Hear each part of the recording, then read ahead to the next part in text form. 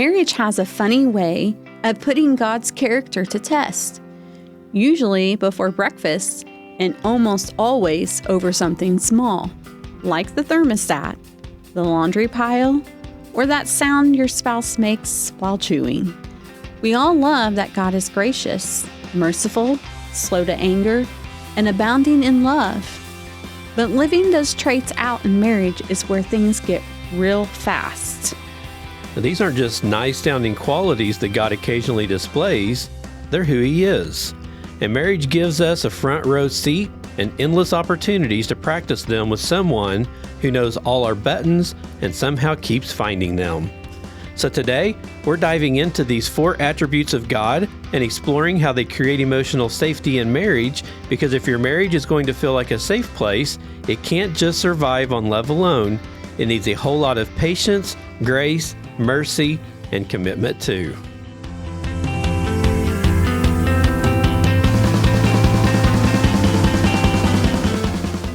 Welcome to Marriage, Life, and More. This is a podcast about marriage, Bible, and book studies, and we interview people that have inspiring stories. I'm Daniel Moore, your host, and over here next to me is my awesome, beautiful co-host, my wife, Michelle.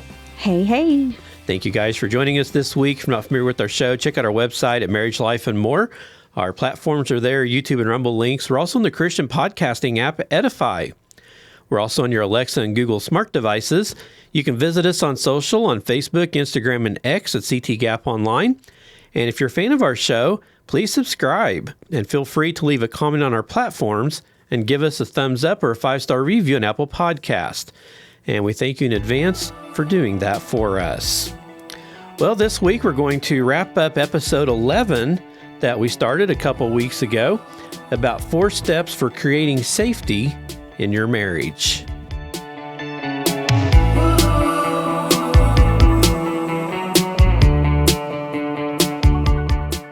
We love these characteristics of God: gracious, merciful, slow to anger, and abounding in love. These aren't just behaviors. These are traits define who God is. His way of living in marriage. There will be no shortage of opportunities to extend these behaviors to your spouse. So, how do we create safety in the midst of our marital frustrations? Let's unpack these 4 attributes of God found in Joel 2:12 and 13 and see how they create safety. The first one is safety is slow to anger. Return to the Lord your God, for He is slow to anger. This phrase, slow to anger, isn't just mentioned once or twice in Scripture. It appears at least 14 different times, and every time it points to God's long-suffering nature. Being slow to anger isn't about passivity. It reflects the strength to remain patient with others, especially when they're difficult, irritating, or even hurtful. After over 2 decades of marriage, we've come to really appreciate the value of patience. Marriage gives you plenty of chances to practice it. It's easy to get frustrated or disappointed by your spouse's actions. Think about this in a daily married life. Waiting on your spouse to get ready when you're already running late, dealing with laundry on the floor, finding empty snack wrappers in the places they shouldn't be, or hearing that distinct sound of snoring in the middle of the night. That's so Dan. Then there are shared life annoyances. The phone constantly checked during your time together, or ongoing arguments about the thermostat. However, these things are small, but they pile up if not met with grace.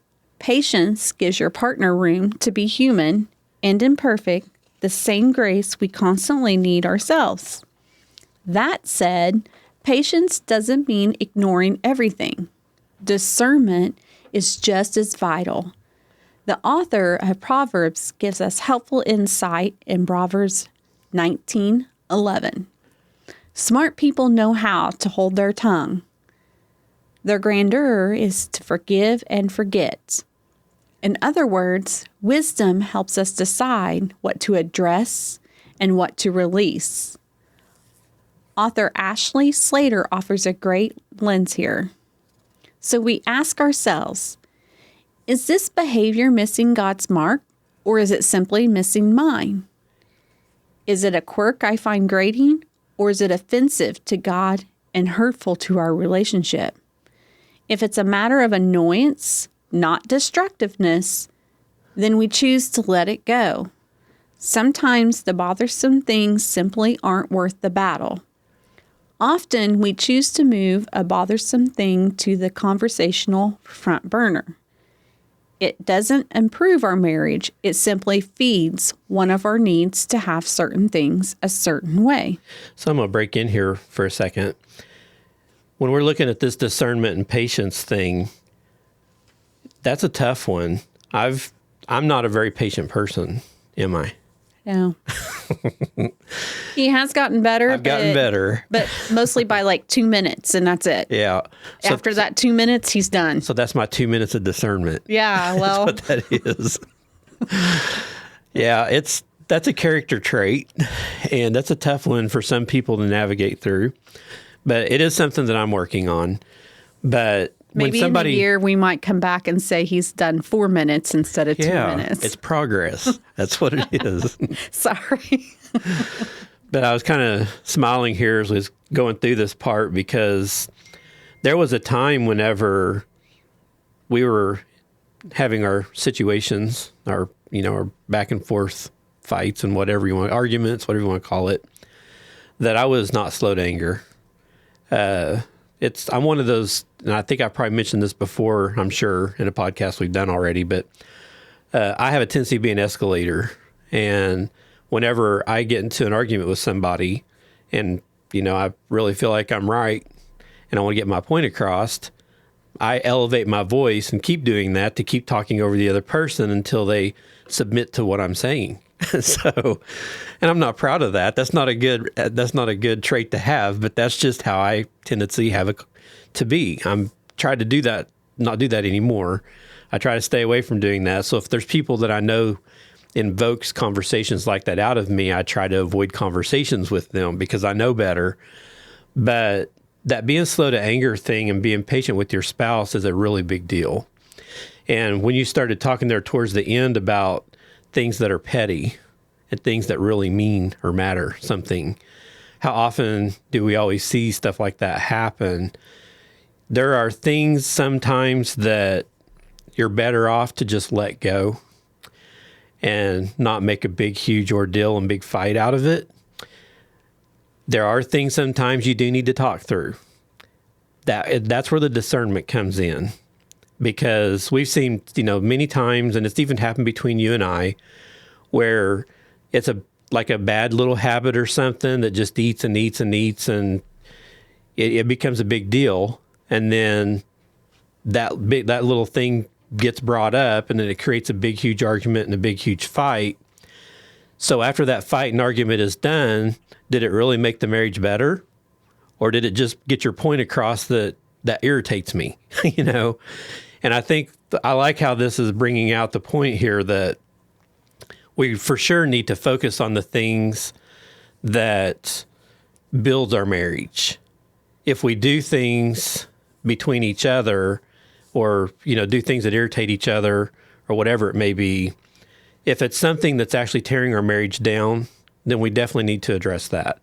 Yeah. That's something that really matters. Well, but don't be nitpicky. Yeah. Well, when she said, is this behavior missing God's mark, or is it simply missing mine? Right. I love that because, like you said, it's one of those things that you want to make sure that it's not your personal agenda. Yeah. Or you're picking on something that's bothering you. Yeah. Is it really affecting, the relationship so much that it's affecting God too? Like your relationship. Yeah. I'm a type of person, and Dan will tell you, before I wanted to talk about things and let's get it out. Let's talk.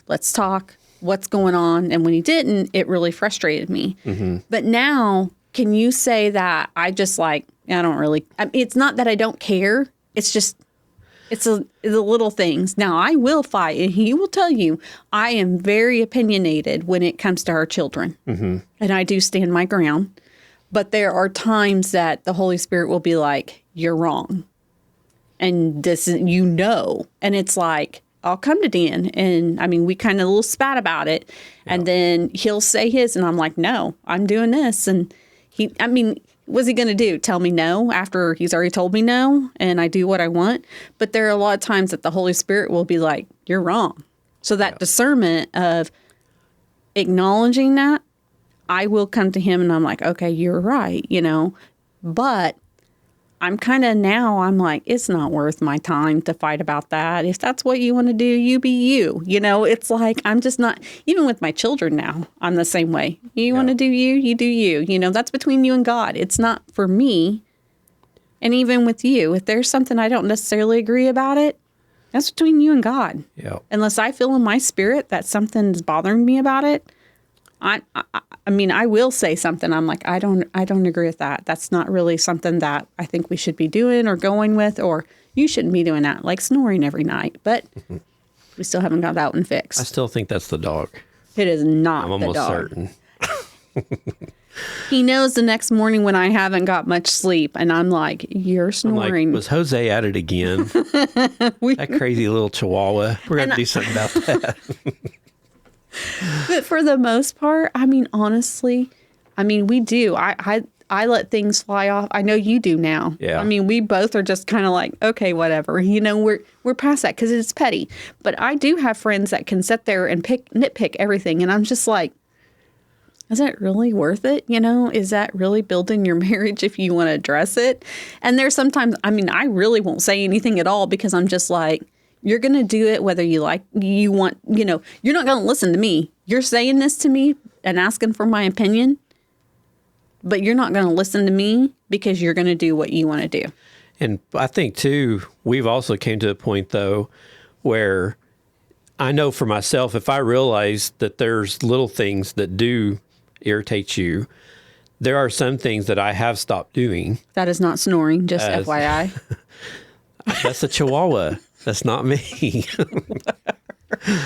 But there are little things, that if I know that it's an irritation to you and it really bothers you, we're at a point in our relationship right now where we can usually recognize that just by body language, even if we don't speak it.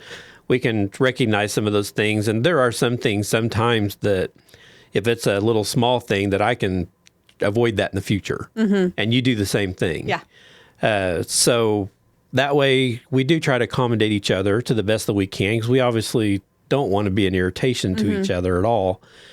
But I literally, we've seen different cases where we've, seen friends or family members or whatever, they'll just nitpick, and you can tell the other spouse is so tired of it. They won't usually say nothing very often when they're in front of other people because they don't want to, embarrass or, bring attention to it or whatever, but you can tell that it's just eating at them. Mm-hmm. And it's hard to strengthen your marriage and make it better and get it to a much better place if you're going to constantly nitpick about things. And as she says, move bothersome things to the conversational front burner when those things don't really improve the marriage. Even if you talk through them and fix them, it really has nothing to do with the marriage being good. Yeah. It's just a personal preference that you get irritated over, right. And so, yes, I think that you need to send some of those things to the places where they need to die. Mm-hmm. So as we finish this point out, that's exactly what King Solomon was driving at in Proverbs 19:11. Healthy marriage is about knowing when to pick a fight and when to let something slide. So Michelle, she's hard to get out of bed in the mornings. Okay, he is not saying what he put in here because he put Michelle being consistently late might irritate me, but it's not sinful. Right. Just a note, yes. He's over here dying laughing because we cut a part out because he read it and I'm like, wait a minute. And he starts laughing so hard and I'm just like, you know what? I am late. We're going to leave this part in here. It's okay to acknowledge it. I acknowledge I am late. There are times on the weekdays I am very hard to get up because why? I don't get much sleep at night. Because I snore. Chihuahua snores. So anyways, I got to sell a Chihuahua. Does anybody want a Chihuahua? Yeah. So I acknowledge it. But and now I recognize that it irritates him because he's never said anything to me. He just brings me my glass of water in the morning as I'm trying to get out of bed. And see, he never even lets me know. But now he let me know on the podcast. So I'm very well aware of it. Cat's out of the bag. Go ahead and finish, babe. My quieter nature as an introvert might frustrate her, but again, it's not harmful. These aren't red flag behaviors. They're just part of learning how to love someone as they are. But sometimes patience means standing firm, especially when the behavior is deeply damaging or violates God's design for relationship. Things like abuse, betrayal, addiction, deceit, or repeated patterns of unrighteous anger are not issues to tolerate quietly. In those cases, patience looks different. It means honoring the person while refusing to accept the sin. It means loving them enough to set boundaries and protect your marriage and your heart. Patience doesn't require silence in the face of danger. It involves creating safe, loving boundaries that allow the relationship to heal, if possible. These boundaries reflects God's wisdom and love. They're not barriers to keep your spouse out, but safeguards to keep your own heart open while recognizing the need for change. If you're facing a situation like this, meet with a qualified Christian counselor who can pray with you. Consider what boundaries need to be in place to preserve your personal well-being and the potential for restoration in your marriage. So that's really good. So the first point there is to make sure that you're slow to anger. And when that takes place, then that helps build that safe spot within your marriage. The second one is safety is gracious. Grace in a spiritual sense is one of the clearest demonstrations of God's love for humanity. In fact, the New Testament alone references grace over 170 times, which speaks to how central it is to the life of a believer. The Oxford English Dictionary defines grace as the free and undeserved favor of God, seen most clearly in how he saves us and pours out his blessings. But grace isn't just a theological concept. It has the power to reshape how we treat each other, especially in marriage. Grace doesn't mean pretending that hard things don't exist or brushing real issues under the rug. Rather, it's about making a conscious choice in how we relate to our spouse, choosing kindness where others might choose condemnation. Grace is love that doesn't have to be earned. So how can we reflect God's example by extending grace in our marriages? Well, just put it simply, giving grace to your spouse means loving them right where they are. You know, Michelle, she shows regular grace to me, even when I mess up, because the truth is, I'm far from perfect. Me and my Chihuahua snore. Grace means choosing to look beyond the behaviors that frustrate you and remembering the deeper truth about who your spouse really is. It's about holding on to their worth and identity, not just reacting to the moment that they let you down. Offering grace means choosing to believe the best in your spouse, even when they fall short. That's good. It pushes through the hurt or the annoyance and holds firm to the eternal truth. Your husband or wife is made in God's image and is deeply loved by him. Yes. That value never changes, no matter how they behave. That's what grace often looks like, choosing to ask instead of accuse. Saying something like, I know this isn't like you, so help me understand what's behind it. Yeah. Grace refuses to jump to conclusions or assume the worst. Instead, it leans into compassion and curiosity, wanting to understand before reacting. This reflects the heart of Ephesians 4:32, which instructs us to be kind, tenderhearted, and forgiving, just as God has forgiven us through Christ. In any marriage, grace isn't a one-time act. It's a daily choice to extend love, not because your spouse has earned it, but because love chooses to keep showing up anyway. And how many times as spouses do we do things for our spouse because we feel like, oh, you've earned it this week because you've done this and this and this. Mm-hmm. And people will do that in a snarky, sarcastic way. Yeah. You know, that's something that you and I have really had to learn is that grace and that forgiveness. If we didn't have that, we wouldn't be where we're at right now. That's right. I mean, look, I give you grace and forgiveness every night when you and the Chihuahua It might be Wilford, the golden doodle, too. I don't think it. Yeah, grace is very important in a marriage because, again, if we go back to the first one where we're going to constantly nitpick and we're going to, have all these little pet peeves that we constantly, do things to the other spouse over and make these little snide comments or whatever, that's not giving grace. Mm-hmm. That's the opposite of giving grace. And we've mentioned before, and we actually talk about this in our Marriage 911 when we work with our marriages that are in crisis, is you need to ask God to allow you to see your spouse through his heart. You need to ask God to allow you to see your spouse the way that Christ sees them. And if you consistently do that on a regular basis, then it's almost hard to not be able to give grace to your spouses. Because when we look at them in the way that God looks at us, knowing that, like it said there, no matter what our flaws are or the things that we do wrong, God sees the person that he created in his own image. Yes, that's so good. And he loves us regardless, even though we made that petty mistake. Yeah. He still loves us and still extends that grace to us, even though we didn't deserve it. And I know there's many times that you haven't wanted to give me grace because you didn't feel like I deserved it, and vice versa. We've done some mean things to each other. Yeah. And we could have very easily never extended that grace or forgiveness, but we chose to do so. Mm-hmm. And that made a huge difference in our relationship. So is there anything that you wanted to add to that one? Not on that one. No. Okay. So that's the second step to trying to get to this place where you have a safe spot emotionally in your marriage that you can run to and feel safe to communicate with your spouses, is to remember you've got to give grace and make sure you give that back and forth so that there's forgiveness. If something harsh comes up and there's something bad you got to attend to, you'll know that you can still approach that with each other in a healthy manner, right? And hopefully come out of that extending grace and forgiveness to each other and also saying that, okay, we're going to fix this. Yeah. And we're going to make this better.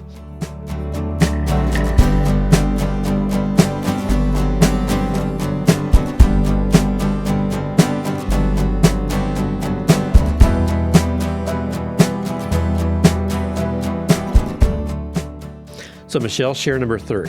Number 3 is safety is merciful. Another way to understand being merciful is by thinking of it as being deeply kind-hearted or tender toward others or compassionate. The concept of compassion is often described as a powerful emotional response to another's distress. More than just feeling for someone, compassion leads to a strong urge to help ease that discomfort. In relationships, especially in marriage, compassion means recognizing and valuing your partner's emotional needs. A verse from Colossians 3:12 encourages us to clothe ourselves with compassion, humility, gentleness, patience, and kindness, traits that establish a healthy foundation for growing emotional closeness. So when Michelle is struggling, what she truly needs is not solutions or comparisons. You need presence and empathy. She doesn't want to brush me off, offer cliches, or remind her how others have it worse. What she needs is someone to join her in that emotional space, to feel alongside her, to view the world through her eyes.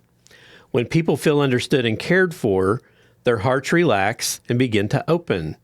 Showing compassion builds an environment where emotional connection and trust can thrive. A heart will open when it feels safe, and compassion creates safety.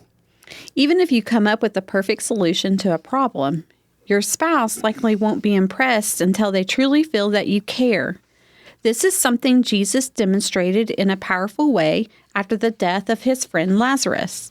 When he arrived and saw deep sorrow of Lazarus' family, he didn't jump straight to fixing the situation. Instead, he paused and entered into their grief.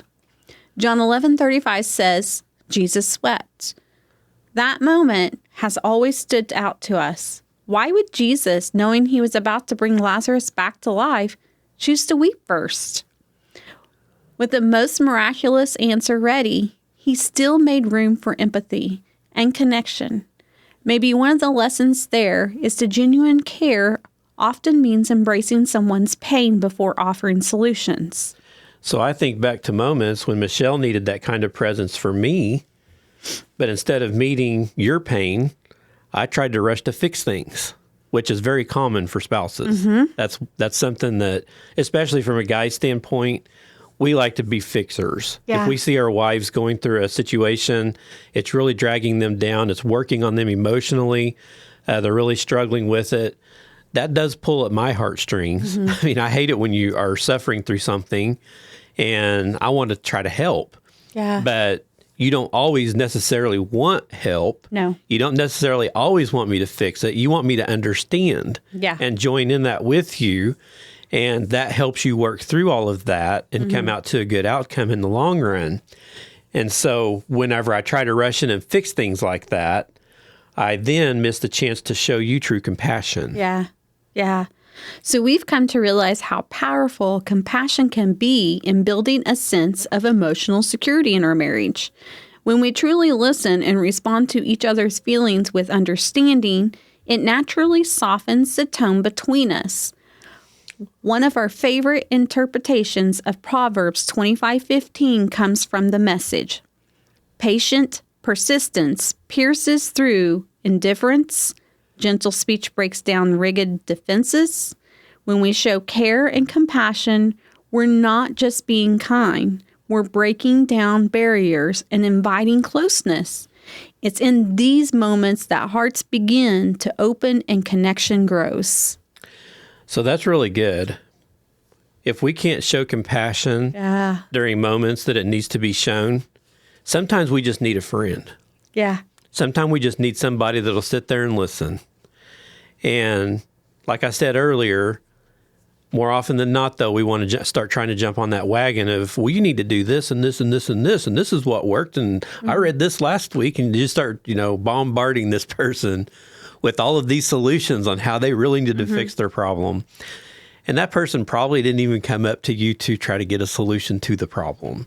They were just needing a moment to be able to talk. Let me ask you this. Do you feel like I'm a very compassionate person?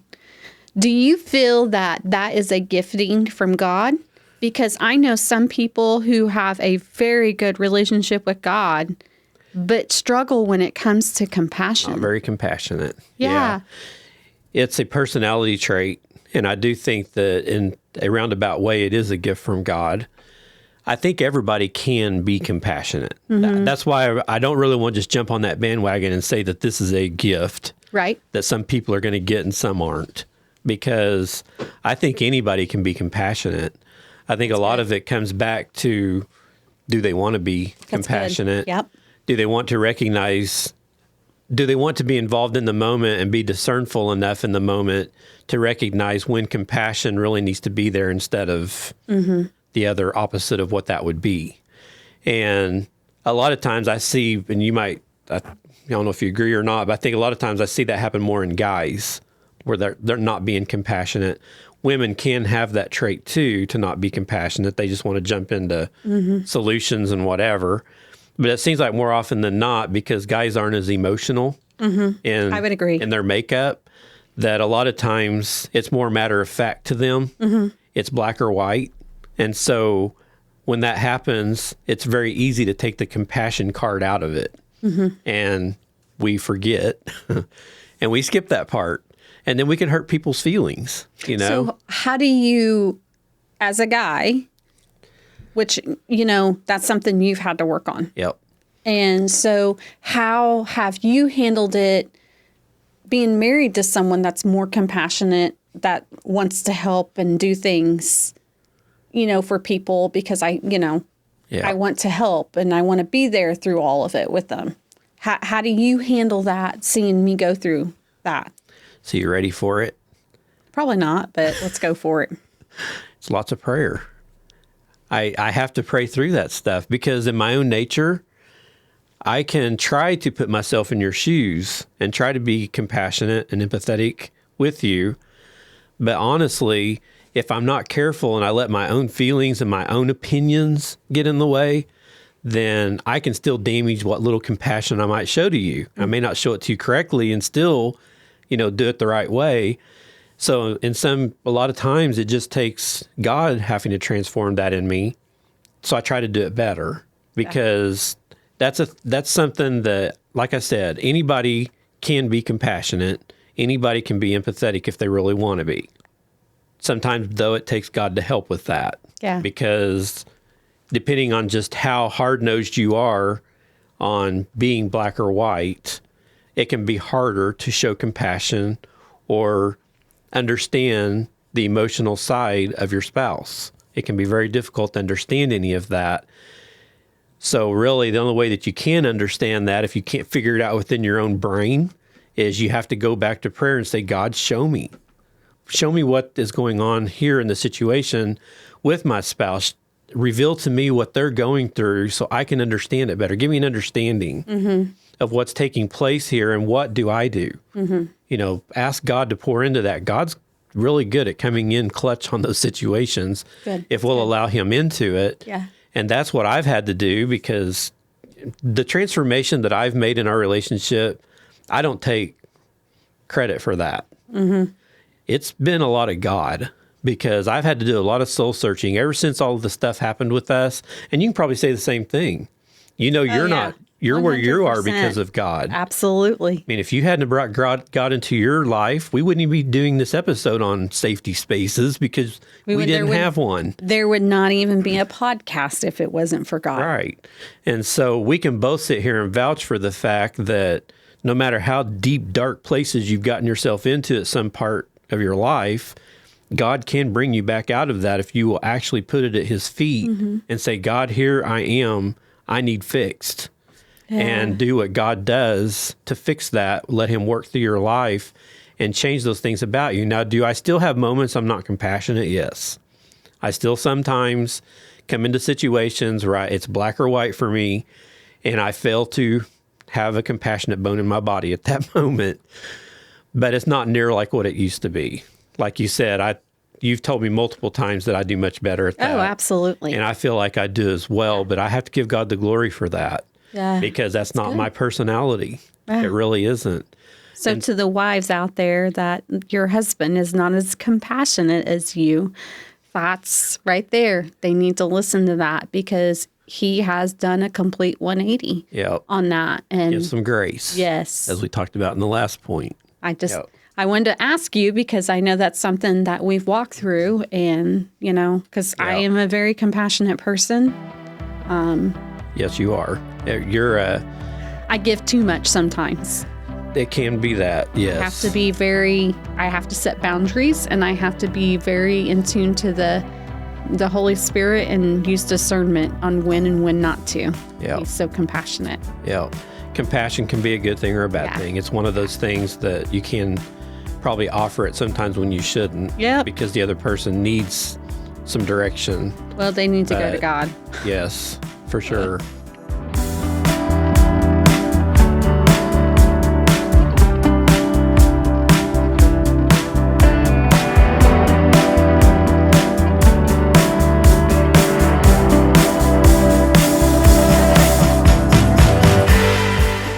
So we'll get through the last one here as quickly as we can. Safety is abounding in love is the fourth step to creating that safe space in your heart. God's affection for us is unwavering and full of enduring love. His devotion doesn't fade with time. It's constant and unshakable. In Hosea chapter 2, verses 19 through 20, he reminds us of his faithful love through the covenant that he makes with his people. That kind of everlasting devotion creates a deep sense of safety. Within a marriage, when both partners are confident that their spouse is truly in it for the long haul, emotional walls can come down and vulnerability can flourish. The biblical idea of becoming one in marriage speaks to more than just physical intimacy. It points to the powerful bond formed when two people commit to walk through life as one united force. The promise a couple makes to each other, guided by God, glues them together in purpose and in spirit. This type of unity isn't automatic. It's the result of living fully connected, emotionally invested, and spiritually aligned for life. But lasting love takes more than just a vow spoken once on your wedding day. Malachi 2:15 in the Message tells us, God, not you, made marriage. His spirit inhabits even the smallest details of marriage. So guard the spirit of marriage within you. This verse emphasizes that commitment requires consistent care. It's not something you say once and forget about it while focusing solely on the exciting aspects of your relationship, like shared faith, communication, or quality time, which those are all important, but they're meaningless without a solid foundation of commitment. To us, commitment means intentionally choosing each other again and again with the goal of building a sustainable future together. There's 3 ways that we found helpful in protecting that commitment. The first one, commitment is a choice. It's something a couple must intentionally decide with clarity and finality. Interestingly, the root of the word decide means to cut off. That's what true commitment is, cutting off the other options that could threaten your marriage. Good. We made the decision early on to remove the word divorce from our vocabulary. The idea doesn't even exist in our household. When quitting isn't on the table, it forces us to deal honestly with issues rather than hide them. Conflict, while uncomfortable, becomes an opportunity to build instead of break down. I want to stop right here for a second. I was listening to a podcast yesterday that goes right along with this, and it was really neat what that couple was talking about. When they were dating, they truly felt that God had them together from the beginning, first of all. But they made a commitment that even if they got to an argument or if they had some kind of a conflict while they were dating, that they would never break up. And they said the reason that they made that commitment between each other is because if they were willing to break up with each other while they were dating, considering that they really felt like God put them together, then that would make it easier for them later to possibly look at divorce as an option. Wow. If they had a conflict come up in their marriage. And they said that because they done that, that now that they're married, when they have these conflicts and little things that come up, because every marriage has them, Yes. obviously. Yeah. But they never even think of anything like separating or moving away from each other or whatever it is.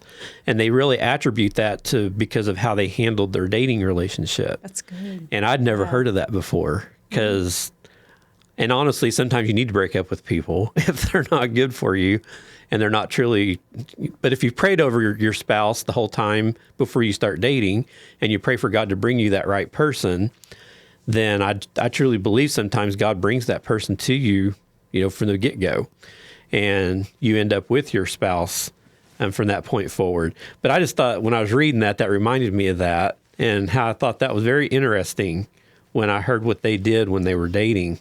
That is good. So the second here, commitment involves emotion. It's not only a conscious decision, but also something we feel. We believe that honoring your relationship includes holding it in high emotional regard. Hebrews 13:4 says, honor your marriage and its vows. That means giving your marriage the level of respect and value that it deserves. For a long time, we were good at recognizing each other's worth, but never stopped to recognize the greatness of the actual marriage we had itself. That realization shifted our perspective. So here's a list of things that we love about our marriage, not just about each other, but about the relationship that we've built together. Michelle, won't you share that list with us? Yeah. We pursuing God together, challenging me to be a better person, having fun and laughing together, pursuing shared dreams, raising our children together as a tag team, sex in a way that feels good to both of us, knowing someone deeply and being deeply known by another, serving together, living with my best friend, having a helpmate, someone to share life's responsibilities, being on a grand adventure together, being part of a team, and feeling safe and secure. It's so awesome just to be able to read that list. I know. And see that that's our marriage. Yeah. If you put marriage and put the description of what the definition of marriage is, for you and I, then that's the list that would come out of that. And we pray that all of you listening have that same outlook on your marriage. And hopefully you can put those together, write them down. Yeah. and post them on the wall Yep. so that you can see them, see what makes your marriage and just, about the relationship together. Well, that would be a good idea for people that might be on a rocky slope right now that's having issues. Maybe go back and write that list and hang it up. That's your goal. Yeah, because everybody's is going to be different than ours. Yeah, if you can set a goal in your marriage, and next week we're going to talk about dreams in your marriage and goals and that kind of thing. Does as we it wrap include up. a pool, I don't know about that. an in-ground pool? We'll see. Maybe just above ground pool? A kiddie pool, I'll take a kiddie pool. a mud puddle. Not going there. I'm just kidding. But yeah, it's something that I think might even help if you're struggling in a marriage right now. Maybe one of those reasons is you don't have goals. Yeah. Possibly. If you do recognize after going through this episode that might be the issue, well, this would be a good list of goals to start with. Hey, we never had any of and these. add to it. Yeah. For a long time. Hang these up and every day look at it, whether it's on your mirror or wherever it may be, and say, that's what I'm striving for. Yeah. That's what I want my marriage to be, and then do what it takes to get there. Yeah. And try to, between both spouses, try to work that out. So as we go through that list there that Michelle just shared, what about you? Have you taken time to reflect on what makes your relationship meaningful and unique? When you begin to clearly see your relationship as a treasure, your level of commitment grows along with the sense of value. Simply put, when something matters deeply to your heart, you're going to protect it and you're going to nurture it. Yeah. The final piece of commitment isn't just about making a decision or having passionate feelings. It's about taking practical, intentional steps to strengthen your marriage each day. This is exactly what 1 John chapter 3, verse 18 emphasizes. Love isn't just about talking. It's about showing up through your actions and living that love out with sincerity. One of the most powerful actions that you can take is to develop grit. Grit is the ability to stay determined and move forward toward long-term goals, even when faced with frustration, obstacles, or distractions. In the context of marriage, grit means doing everything in your power to remain loyal and committed, even when things get tough or uncertain. It's choosing to stay and fight for your relationship when giving up might seem easier. We've talked about this before in another episode. Marriage is work. Yep. It's not just something you slide into, and then from that day forward, everything just clicks and falls into place with no effort, no decisions, no conflict. You're going to have all of that stuff. Yeah. And you're going to have to work. There's going to be days that you're just going to, you're just going to want to, as Michelle would say, take a fork and just stab your spouse right in the heart. And You're not going to ever let me down on that one.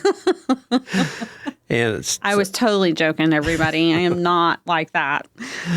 But no, there are days, though, that we don't get along, and sometimes as spouses, but that's not a reason to just wrap it up and throw in the towel. We can always work through things. And honestly, the longer it goes, as Michelle and I can vouch for, our conflicts now, if they even happen, we work through them very quickly. Yeah, I was going to say those days are way, they are our past. I mean, that doesn't mean necessarily, like you said, if we do have something that comes up, we work through them. But we've learned a lot of tools, and our source is God first now. Right. God is our source. And then, we do pray about things, and we will get together and communicate. Yep. And very, talk very those important. things through. Communication is a big deal. It really is. So is there anything that you wanted to add to this episode today? I think that these are some very good steps to starting the process of creating that safety spot. And it's so important that you have that. If Michelle and I didn't have a safe space, we couldn't communicate properly because one of us would be reluctant to step into that spot and open up and talk about things and try to solve the issue. And if one spouse has that problem, it's going to be very difficult to be able to work through things and problems that you may have in your relationship. So, on another note, I just want you all to know that it is Daniel that has the snoring issue.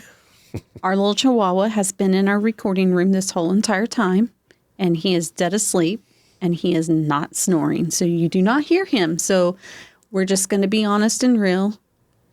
It's Daniel. I think because he's hearing us talk about it, he's feeling in an unsafe spot. At least the dogs feel safe enough to come up here and chill out and sleep. Yeah, they're all laying over there. Asleep. Yeah. Well, we thank you guys once again for sitting through another episode. As I said, next week, we're going to be talking about having goals in your marriage and how to keep that dream alive. And that actually going to wrap up this series on Marriage Reset. It's hard to believe, but we finally reached the end of it. Woo-hoo. So it'll probably for sure be at least 2 more episodes to get through that one. But there's some awesome positive things that can be taken away from this next episode. It's a good way to wrap up this series here on Marriage Reset. So as we go, to experience deep connection and closeness, both people need to feel emotionally safe. Hearts only open when there's a sense of trust and security. That's why Peter challenges us to love one another deeply from the heart in 1 Peter chapter 1, verse 22. That kind of love blossoms in an environment built on grace, patience, understanding, and a lasting commitment. With God's guidance, aim to create a marriage that feels like the most secure and loving place on earth.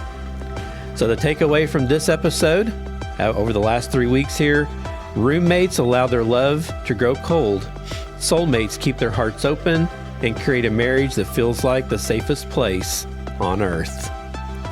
Well, you can visit our website at marriagelifeandmore.com and check out our website there. Some links for our books that are available are there. You can also reach out to us with the contact form, listen to the episodes, whatever you'd like to do. Go check that out. And you can also email us at daniel@connectingthegap.net. We'd love to hear from you. Make sure you subscribe. If you're not subscribed to our podcast, that makes sure that you don't miss any episodes, whether if it's our marriage episodes or if you like our Bible study stuff that I do each week.